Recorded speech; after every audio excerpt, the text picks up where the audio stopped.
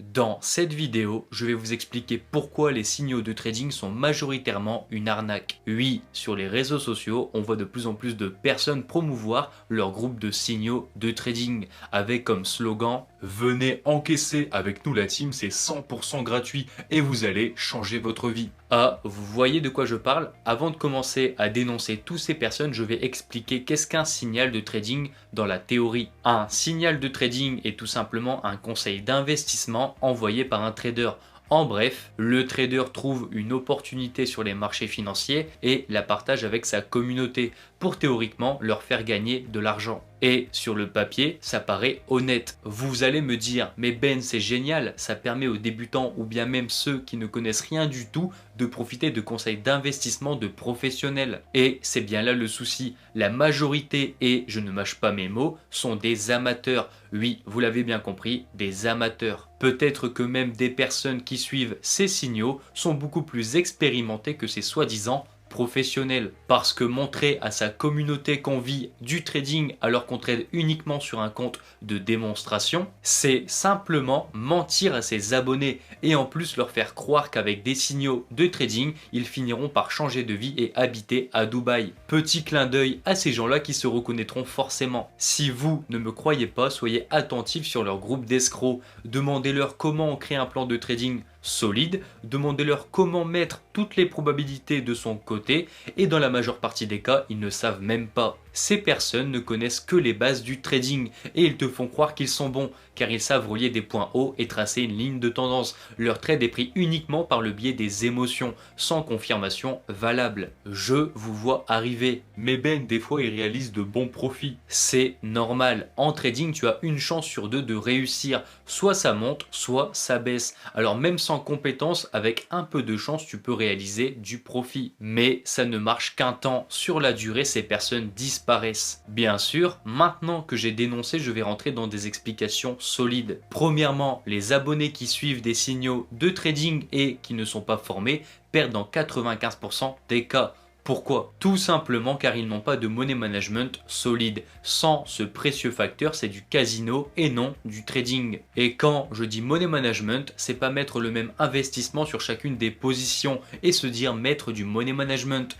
Non, un bon money management inclut plusieurs facteurs clés, comme la gestion des risques, chose que les groupes de signaux ne prennent absolument pas en compte. Et pour structurer un trade, il vous faut un plan solide et impérativement calculer la taille de son stop loss et investir en fonction de celui-ci. Car les pseudo-professionnels qui vous disent de régler le même lot pour tous les trades qu'ils envoient sur leur canal, c'est un peu, désolé du mot, mais du foutage de gueule. Car si vous prenez un trade sur l'euro-dollar avec un lot de 1 avec un stop loss à 150 pips et un autre trade sur l'USD CAD toujours avec un lot de 1 avec un stop loss à 40 pips, forcément vous n'aurez pas la même perte. C'était juste un exemple, mais c'est ce qui se passe réellement sur les groupes de signaux. Deuxièmement, les abonnés n'ont pas forcément les mêmes résultats que le trader.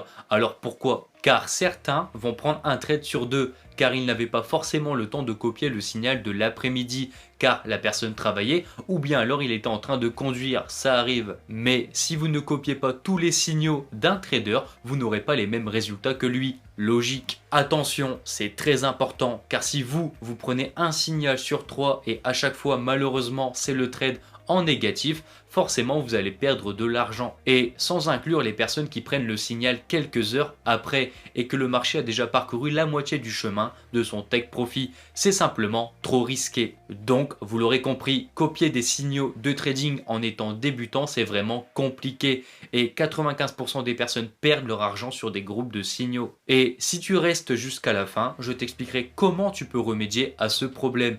Et aussi, n'oublie pas de t'abonner à cette chaîne YouTube. Maintenant que je vous ai expliqué pourquoi les signaux de trading sont une très mauvaise idée pour les débutants, je vais vous expliquer comment les vendeurs de signaux gagnent leur vie. Oui, il fallait bien dénoncer la supercherie. C'est très simple, ils disent que c'est gratuit, oui, et ils ont raison. Pour rejoindre les groupes de signaux les plus connus, il ne faut pas payer d'abonnement, mais il faut s'inscrire et déposer des fonds chez leur courtier. Et si on y réfléchit, l'échange est plutôt équivalent, voire même un bon plan pour vous. Si vous voulez faire du trading, vous avez juste à déposer de l'argent réel. Alors le déposer seul ou alors le déposer chez leur courtier revient à la même chose. Jusqu'à là, aucun souci. Mais rentrons dans le vif du sujet. Chaque personne qui va rejoindre le groupe de signaux va forcément s'inscrire et déposer de l'argent chez leur courtier en ligne. En gros, le trader va faire de l'affiliation, c'est-à-dire qu'il va promouvoir un courtier et ramener des clients dessus pour lui toucher une commission. Encore une fois, je ne vois aucun mal là-dedans.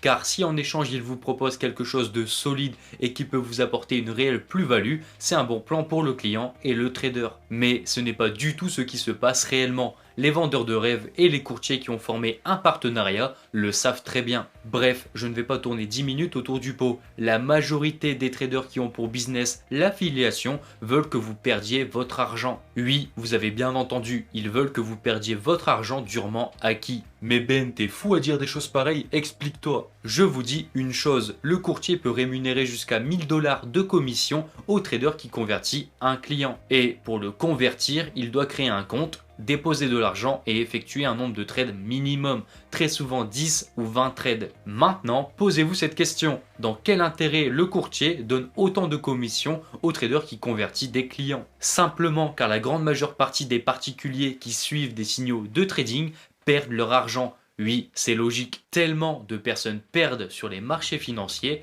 que la rémunération de certains courtiers est extrêmement colossale. Allez, Ben, il est temps de leur dire la vérité. Bon, d'accord, je vais vous dire quelque chose qui pourrait crouler le business des 3/4 des vendeurs de signaux. Le broker commissionne le trader en question uniquement si la majorité des personnes converties perdent sur les marchés financiers. Et certains traders font même exprès d'envoyer des signaux aléatoires, voire même perdants, pour générer leur commission. Car quand on y pense, que gagne le courtier à rémunérer autant les traders? Rien. Enfin si, comme la majorité des prospects que le trader ramène chez le courtier perdent, ils se font alors un vrai pactole. Car que tu perdes ou que tu gagnes, le broker n'en a strictement rien à faire. Et donc, je voulais vous sensibiliser sur le sujet. Si le trader qui partage ses signaux de trading ferait gagner la majeure partie de ses abonnés, alors le courtier perdrait pas mal d'argent. Sauf que, petite info croustillante, quand un trader effectue de très bonnes performances pendant plusieurs mois et qu'il a une grosse base de clients,